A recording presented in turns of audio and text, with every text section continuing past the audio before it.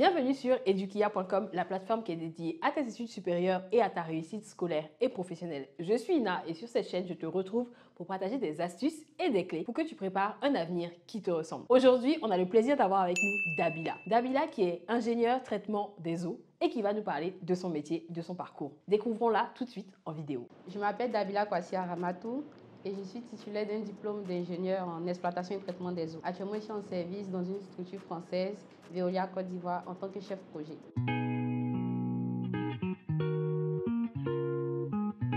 Actuellement, je suis sur 2 projets à la fois. Un où je dois superviser une équipe pour la neutralisation d'odeurs et un autre où on doit bientôt faire la mise en route d'une usine qui est la première de son genre aussi en Côte d'Ivoire.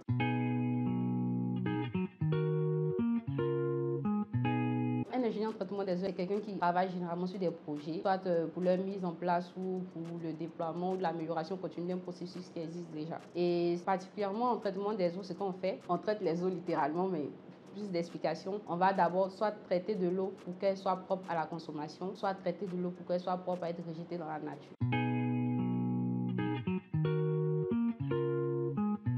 J'ai d'abord terminé le lycée classique d'Abidjan. J'ai eu le bac C avec la mention bien, je précise. Et ensuite, j'ai passé le concours pour entrer à l'INPHB. Je me souviens que quand on est sorti, on me demandait « Ah, tu ne vas pas t'inscrire par postulat à l'université et tout ». C'est pas pour dénigrer vraiment, c'est pas du tout pour dénigrer. Mais j'avais entendu de ce que je sais de l'université en Côte d'Ivoire que quand tu rentres là-bas, tu fais une année en 2 années et tout. Donc je dis non, moi, c'était pas ça. Donc franchement, pour alléger les tâches de mes parents, j'ai voulu me tourner vers une école où j'allais pas trop dépenser. Je me disais à la rigueur, j'allais partir au privé et essayer de faire quelque chose. J'étais plus penchée à la base vers peut-être la médecine, mais je ne supporte pas le sang. Donc j'ai dit, ok, ça c'est bon. Vers le droit, je me suis dit, en vrai, j'allais trop prendre les affaires à cœur parce que je suis quelqu'un de base très sensible. J'ai trop un amour prononcé pour ce qui est droit, tout ce qui est juste et tout.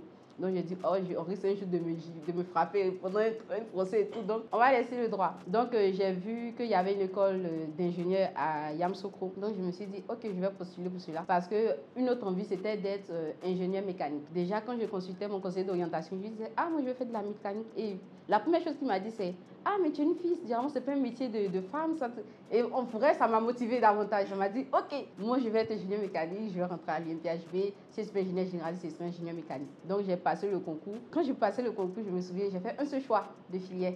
Et quand je suis partie déposer, les personnes qui recueillent les dossiers me disent, mais on voit tes notes, tu as de bonnes notes, tu as une bonne mention au bac. Pourquoi tu as fait ce choix? Et si ça ne marche pas? Je dis, oh, en vrai, c'est là-bas que je veux partir. En vrai, si ça ne marche pas, je vais te mettre autre chose.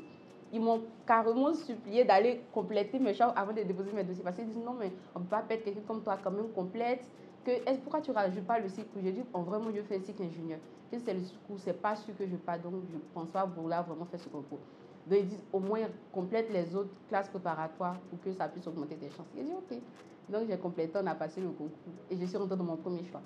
Donc je suis rentrée dans mon premier choix en classe préparatoire biologique. Parce que d'après mes recherches, c'était les classes préparatoires les plus polyvalentes. J'aime beaucoup la polyvalence, j'aime pas trop me renfermer dans un domaine spécifique et tout. Donc, quand on a commencé le cours en classe préparatoire, il y a les mutations qui peuvent se faire. C'est-à-dire tu peux partir vers d'autres classes préparatoires quand tu sens que tu n'es pas bien orienté, en fonction aussi de l'étude de ton dossier qu'on fait à l'INPHB. Donc, il y a notre inspectrice qui m'a appelé un jour. Elle dit, ah, mais j'ai vu tes notes, pourquoi tu n'as pas fait les prépas techno, maths scientifiques et tout? J'ai dit, non, je voulais faire BCPST parce que je pense que c'est plus polyvalent et tout. Elle dit, tu suis, va réfléchir. Donc, elle m'a demandé d'aller réfléchir, je suis partie. Je me souviens, j'avais dit à mes amis de promotion, ils ont commencé à s'affoler. Oh, tu vas nous quitter, tu vas partir en techno. J'ai dit, non, pas du tout. Puis après, je suis repartie là-bas. Je lui ai dit que je veux rester en prépa BCPST. Et pour être ensuite dans les filières un peu plus techniques, il fallait que je parte à la suite de ma 2e année, à la suite d'un concours qu'on passe, dans une école d'ingénieurs qui s'appelle l'ESI, l'École supérieure d'industrie. Et pendant mon parcours en 2e année de classe préparatoire, j'ai commencé à refaire des recherches aussi sur les cycles ingénieurs qui s'offraient à moi. Et j'ai connu la filière que j'ai fait, la filière exploitation et traitement des eaux. Et elle m'a beaucoup parlé parce que, comme je le disais à la base, j'ai vraiment un amour prononcé pour tout ce qui est droit, amour des autres et tout. Donc je me suis dit que j'ai toujours rêvé de faire un métier où quand je me réveille le matin, je sais que je fais quelque chose qui est en rapport direct avec le bien-être des êtres humains. Je ne dis pas que les autres métiers ne sont pas en rapport. C'est pour ça qu'ils disent direct parce que quand tu produis de l'eau potable pour quelqu'un, tu sens que directement il consomme de l'eau quand c'est une eau de bonne qualité et tout. Et l'eau est nécessaire à la vie et tout. Donc, je me souviens, j'ai appelé mon papa. Je lui ai dit que je souhaiterais ne plus partir à l'ESI, que je veux partir à l'ESMJ.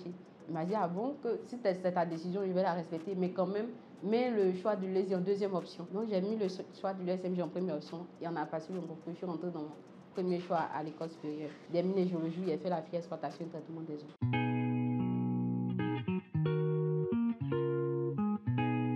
base, je dirais que j'ai plus ressenti les peurs en avançant dans les études. Quand je venais d'avoir mon bac, moi, je m'en foutais de tout ce qu'on disait. Pour moi, on me dit, une fille ne peut pas faire ça. Je me dis, mais c'est carrément impossible. On disait, une fille n'allait pas s'en sortir en C. Je me suis en sortie en C. Donc, pour moi, partir faire un métier d'ingénieur, c'était totalement possible. J'avais pas vraiment d'appréhension. Et plus en évoluant, en voyant peut-être la vue future de famille et tout, plus par rapport à ce genre de fait. Mais en gros, moi, je pense que les femmes, elles peuvent tout faire. Tant que tu as la volonté, tu peux tout faire.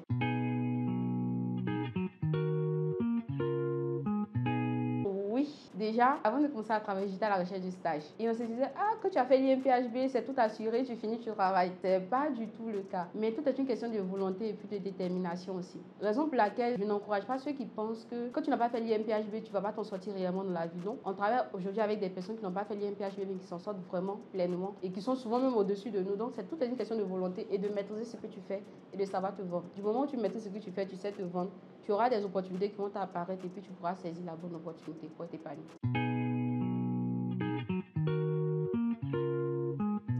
Sur le plan technique, je recommande aux jeunes de développer leurs compétences. Parce que les entreprises cherchent forcément quelqu'un qui a une compétence particulière. Ils ne souhaitent pas perdre de l'argent, donc tu dois avoir quelque chose à leur vendre. Et de saisir certaines opportunités en étant vraiment actif, en cherchant, en ne restant pas là à dire non, ça va me tomber du ciel, ou je vais forcément contacter une personne qui va me le donner directement. Parce que ce genre de personnes n'ont pas forcément les réalités ou les capacités de te donner directement. Donc souvent, tu dois aller au front, tu dois être agressif sur le plan professionnel pour avoir quand même...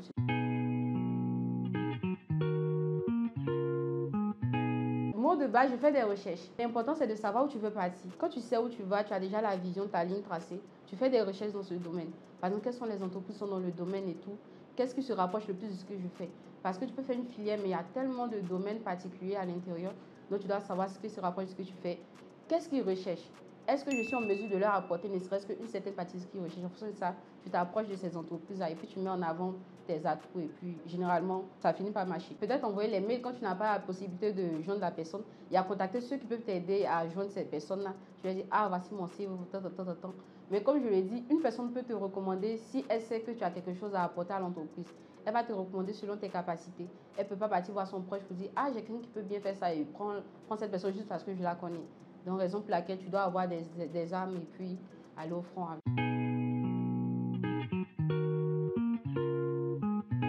Depuis toute petite, je crois que je ne faisais pas encore la classe de CP1. Et je me souviens, je disais à ma maman, moi je vais être une chef d'entreprise. Elle ça lui faisait rire et tout, et bon, ça la faisait rire, pardon, et tout. Mais en avançant jusqu'en classe de seconde, que je fasse le lycée et tout, j'avais toujours cette mentalité en tête, et jusqu'à présent, elle est restée.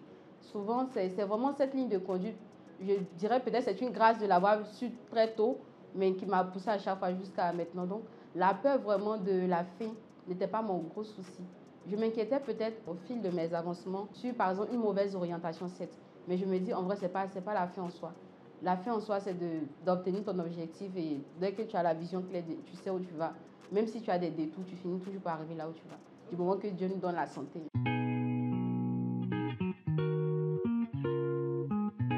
Ça a été vraiment un coup de chance. J'ai commencé en tant que stagiaire en osant, en forçant. Je suis rentrée, j'ai commencé, on m'a même dit peut-être que c'était parce que j'étais une fille que j'avais obtenu le stage. Mais bon, je pense que maintenant que je suis toujours dans la même structure, que chacun a vu mon évolution, je pense que maintenant ça servi un peu à leur faire fermer la bouche. Pendant le stage, je me suis approchée de mon maître de stage et je lui ai dit que j'ai quand même vu les contours de ce qu'on faisait.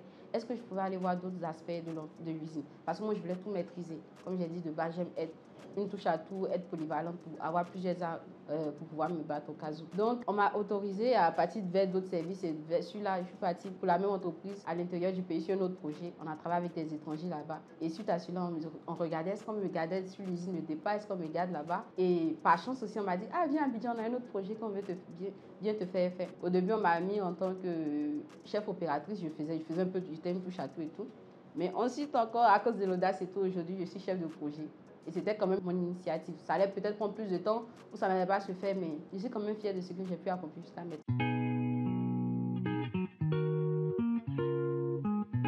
Actuellement, dans mon métier, niveau inconvénient, je dirais un peu le fait que je sois un peu sollicitée pratiquement tous les jours parce que je ne peux pas vraiment fermer mon téléphone totalement. Si le client a besoin de quelque chose, je dois lui répondre tout, même les week-ends.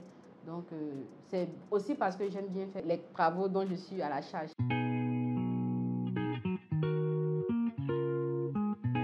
Oui, en tant que chef de projet, pratiquement sur tous les projets, on a un chef de projet, mais tout dépend du domaine dans lequel tu te trouves.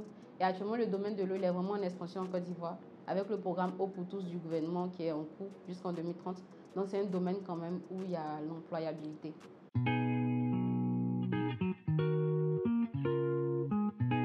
Je suis sur deux projets. Sur un projet, je le supervise directement et sur l'autre projet, je travaille avec toute une équipe, avec un chef projet et tout. Le projet que je supervise directement, j'ai des agents de terrain qui vont faire l'exploitation, la maintenance de certains équipements, des postes sur lesquels on interagit pour neutraliser les odeurs des eaux pour les populations qui sont riveraines parce qu'on sait que quand l'eau devient nauséabonde, on ne peut pas la respirer et ça peut même créer des maladies ensuite pour les populations. D'où le côté vraiment humain qui touche vraiment les êtres humains directement des métiers que nous faisons. Et sur l'autre projet, c'est plutôt un site de dépollution qui va bientôt être mis en service puis exploité, qui va nous permettre maintenant de dépolluer franchement des déchets qui étaient là avant et puis de produire même de l'énergie.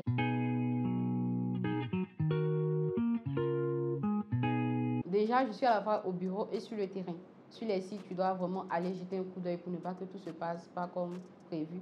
Et sur le site où on parle de dépollution, là, on est totalement sur le site, même sur la station qui va bientôt être mise en service. Donc, quand tu vas au travail, tu peux t'habiller comme tu veux, mais du moment que tu dois partir sur un site, il y a des mesures de précaution que tu dois prendre parce que tu ne peux pas partir sur le site comme ça, il y a trop de risques d'accident.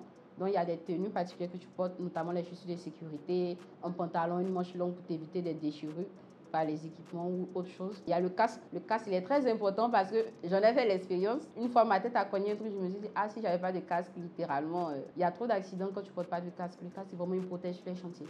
Je pense que parmi les EPI, c'est vraiment l'indispensable à avoir. En plus, la chaussure de sécurité et puis du gilet de signalisation pour qu'on puisse te voir lorsque tu te déplaces. Ça, c'est vraiment les équipements basiques qu'on porte. Maintenant, en fonction de l'activité que tu fais, il y a d'autres équipements supplémentaires, notamment les masques à gaz et les détecteurs de gaz, ça dépend.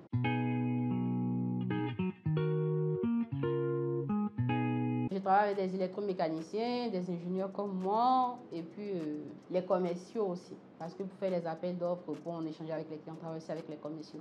Les comptables aussi, pour tout ce qui est gestion financière.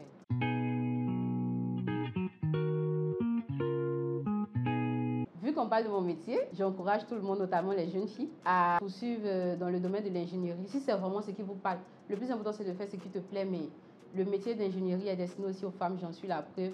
Et on peut vraiment faire de belles choses dans ce domaine. J'espère que tu as aimé cette vidéo et comme nous, que tu as découvert un métier qui est ouvert à tous, en particulier aux jeunes filles. Alors surtout, n'hésite pas à t'abonner, à partager autour de toi. Et en attendant, moi je te dis à très vite sur edukia.com.